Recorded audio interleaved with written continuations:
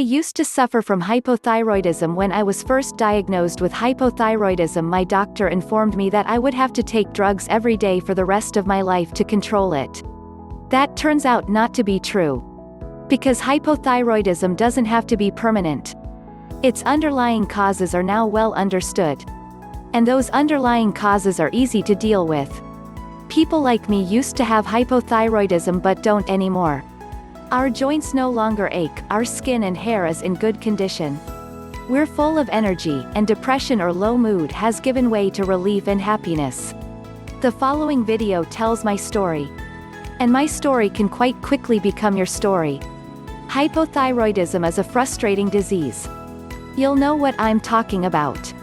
There's the symptoms. It made my hair thin out. I gained weight, even when I was off my food. I got moody and occasionally depressed. Sometimes I was constipated. I was able to sleep a solid 10 hours and still wake up exhausted. I found it difficult to focus at work and a struggle to really enjoy family and social life. My low moods and anxious thoughts created 1 or 2 relationship difficulties too. People tried to be understanding, but my condition wore them down. Even more frustrating was that doctors simply didn't believe there's anything wrong with me.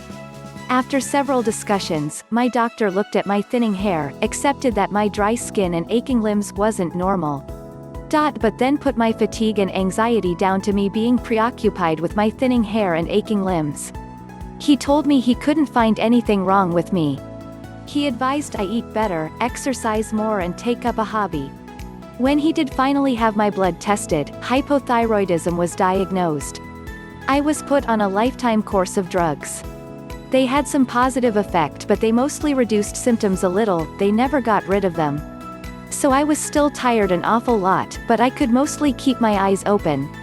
My hair and skin still thinned and dried, but a little less.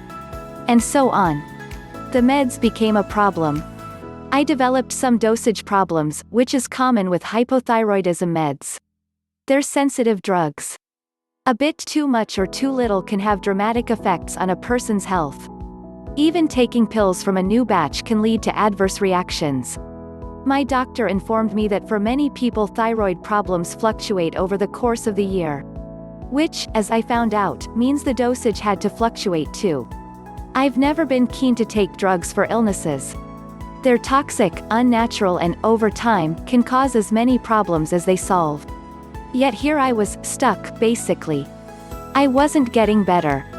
The drug's downsides could hit me between the eyes at any time, but I didn't know what else to do instead. Anyway.